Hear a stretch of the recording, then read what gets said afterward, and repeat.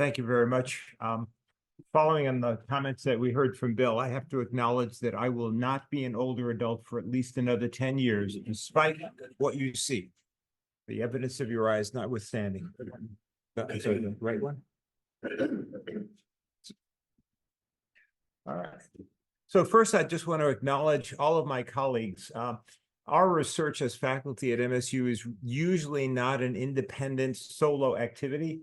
I'm very proud of the fact that the projects that I'm going to talk about today have included a range of personality types and roles. Myself and Fei Sun are both professors of social work at MSU. We have a doctoral student. We have a retired MSU staff member. We have several students. We have a retired faculty member. And we have two women who got their PhDs from MSU. So it's a very intergenerational and inter-role team. I also want to acknowledge right from the beginning that the financial support for the projects that I'm going to talk about today has come from the Michigan Health Endowment Fund, which is a huge supporter of research for older adults, for children, for nutrition, and a number of other areas that they support in the state. Let me give you an outline of what I'm going to talk about in this 15 minutes.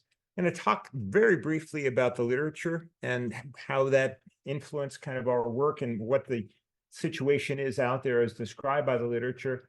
And basically talking today about several different strategies that we've used to reach hard-to-reach older adults around the area of digital literacy and telehealth readiness. Those are the two themes that we're going to be talking about. So we'll talk about the virtual table model and its components. That was the first of our three projects, what results occurred from that and the lessons that we learned. Then talk about our second project, strategy 2, which has involved the use of senior centers and congregate meals that senior centers often offer. And then talk about strategy 3, which is the project that we're actively engaged in right now. I'm going to share with you about a 2-minute video about what participants in our projects have said about their experience. And then I guess we're not going to have time for questions until later. I'll be happy to answer questions later or by email.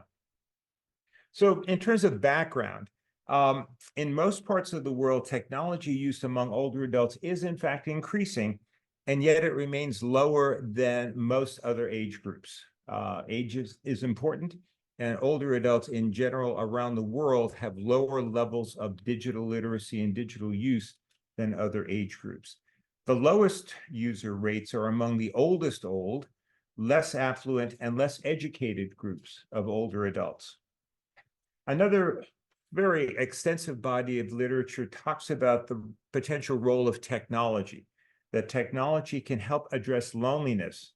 And loneliness is seen literally as a predictor of functional decline and death. There's been a number of studies recently, and you might have seen or been aware of the Surgeon General's report late in 2023 that talked about the impact of loneliness on particularly on older adults, and that loneliness can have more of a significant health impact than even smoking a couple of packs of cigarettes a day. It's the seriousness of the impact of loneliness. And the huge body of literature showing that technology can, in fact, improve social connectedness. So the question is, given the potential social benefits and given the importance of technology for telehealth, which is we saw during the pandemic was so critical as a way to connect patients, to connect individuals with the healthcare system, this digital gap needs to be addressed. And that's really the underlying purpose of the research that I'm reporting on today. Strategy number 1 is warm experts. So in 2020, literally during the pandemic, virtual table proposal was submitted based on the idea that known, trusted home delivered meals drivers might engage recipients in a technology project. Older adults tend to be more resistant to technology than others. They don't see the value in it. They're afraid of it. They're concerned about, and very legitimately concerned about, the potential risks from being engaged online. But we thought that a trusted home delivered meal driver might at least get them to try a project. And that was the whole intent. Concurrently, during 2020, some literature was emerging talking about the importance of close and ICT savvy family members in the lives of participants. And so that notion of warm expert actually came out in the literature in 2020 after we had gotten our project started. And I grabbed onto that concept right away because that's really what we were talking about. Because in the lives of home delivered meals recipients, they often don't have family members. They often live alone. They're isolated. They tend to be either disabled, low income, and fairly isolated folks who don't have a warm expert family member to serve in that role.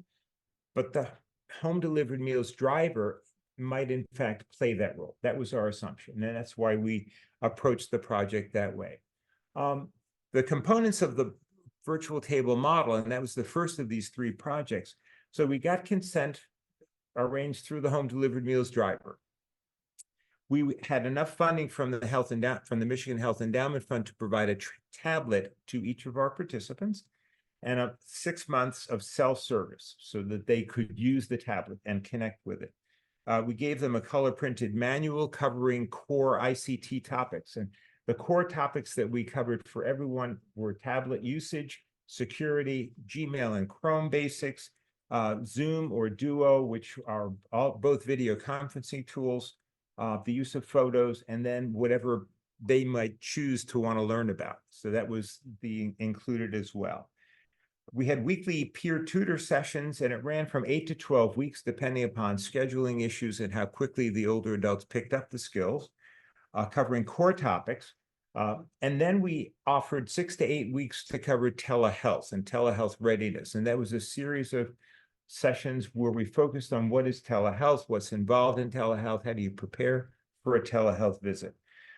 In addition, they had weekly contact with a chat volunteer. This was a different person who would basically initially do a phone call with them and then later on do a video conference with the participants, basically to just say, hey, how you doing? How's your week been? What's on your mind? What do you want to talk about today? So a friendly volunteer connection.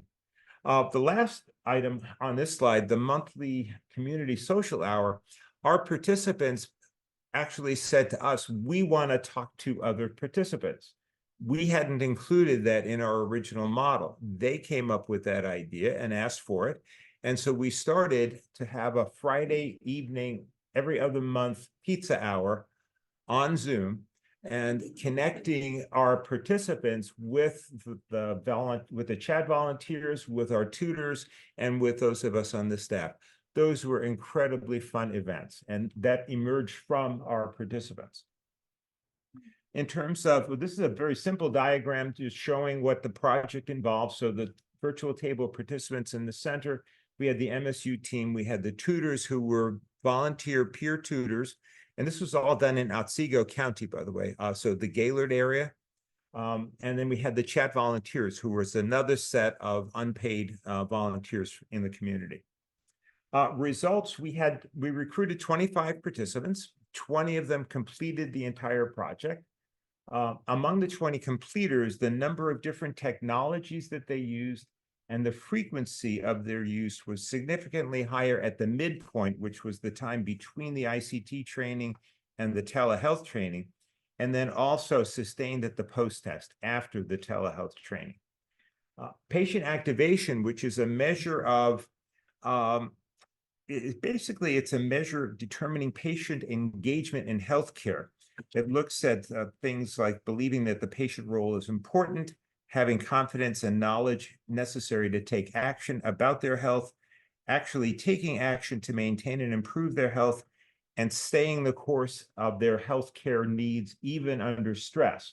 So that measure increased from the midpoint, which was before they started telehealth, to the post-test when they completed telehealth. So we thought that that telehealth readiness program did have some impact. We did not find any significant change in loneliness, social network with family and friends, or computer self-efficacy or some other health measures. And in part because, and this is a rather research sick way of saying things, they were too healthy. Our group of participants, so this what's called a ceiling effect, they were already pretty in pretty good shape. They were not that lonely. They were not as isolated as we thought they would be. Their health was pretty reasonable. So it really could not improve very much, no matter what we did. So we were not surprised to find no significant positive effect. There was no negative effect from the intervention. What did we learn? So we learned that trusted relationships work. Trusted relationships both for recruitment. So these home delivered meals drivers seem to have been able to get over that resistance that older adults might have had. We found that a standard tutoring approach was needed with some flexibility, because even retired older adults living alone had complex lives. They'd have doctor appointments, they'd have other things. So scheduling was an issue. Tutors and volunteers require training and support. We wound up putting more work into supporting the tutors and the CHAD volunteers than we had anticipated. But that support process enabled them to feel better about the work that they were doing. We also realized that giving tablets was not a sustainable model. The Health Fund is very generous with that, but we really cannot afford to build a longer sustainable model on giving everybody a tablet. So what came next? So Virtual Table 2 involved 6 co-producers. So 6 of the graduates from our first project helped us in revising our materials to focus on smartphones rather than tablets that we would give recipients. So that now in the next model, we are able to take people who have a smartphone, and increasing numbers of older adults. It's over 70% of older adults nationally have smartphones. And we can get resources to get people a smartphone more easily than a tablet. We upgraded the quality of our telehealth videos and made them more diverse. During Virtual Table 2, we went to senior centers in Detroit and presented just the telehealth part to see if that would resonate with them, and their support or their positive reactions were very positive. They appreciated, and a number of them talked about their intention to start utilizing telehealth. We also started using congregate meal settings rather than home delivered meals as another way to reach older adults in the community. Congregate meals are when people come together like on a Wednesday for lunch, as opposed to the home delivered meals where we take food to the older adults. And then the project reached out to new community partners to try to pilot alternate models. That took us to what we're doing now, our current project, Virtual Connections. We've got 18 months that just started in January. We've got 6 counties in the state, so Antrim, Bay, Clinton, Eaton, Ingham, and Otsego counties. The coaching, so we're approaching home delivered meals participants in several of the counties. We're also in the Tri-County area. So here in the Lansing area are doing congregate meal participants. And in Bay County, we're actually approaching not home delivered meals recipients, but caregivers of older adults. So again, trying to see if these different approaches could all be effective, trying essentially to build a toolkit that other senior centers or older adult service centers might be able to provide to their participants in different formats. So we're trying all of these. The other thing that's new in Virtual Connections is that we're trying to develop collaborations with virtual care providers, so telehealth service providers, so that we can increase general usage of telehealth, that we can take people that they have started to provide services to and improve their awareness of telehealth, the skills, their ability to successfully handle a telehealth encounter.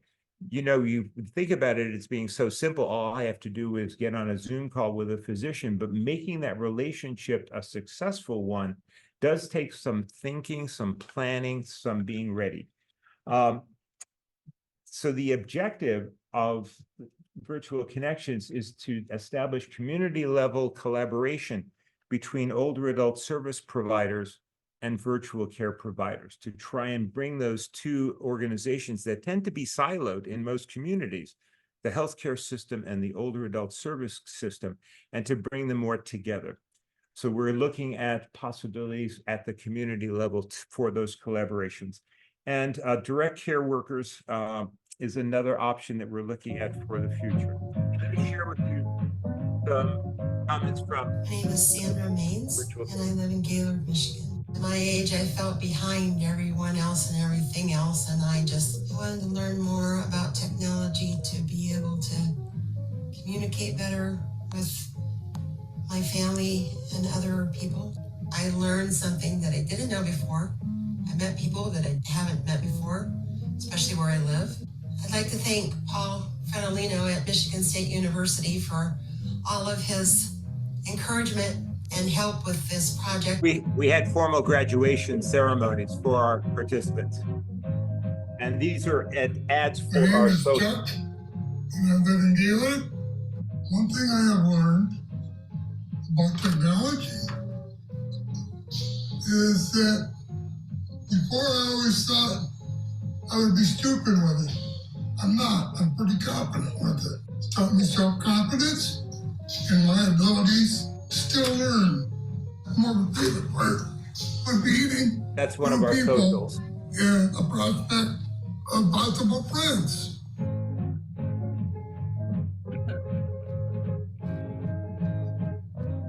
My name is Emeriti. I live in Gaylord, Michigan.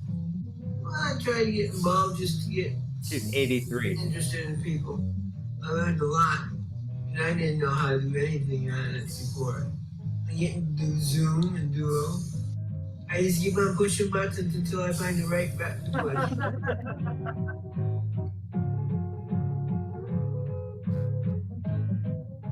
My name is Cynthia McCormick, and I live in Gaylord. I learned from the virtual table is to communicate with my doctor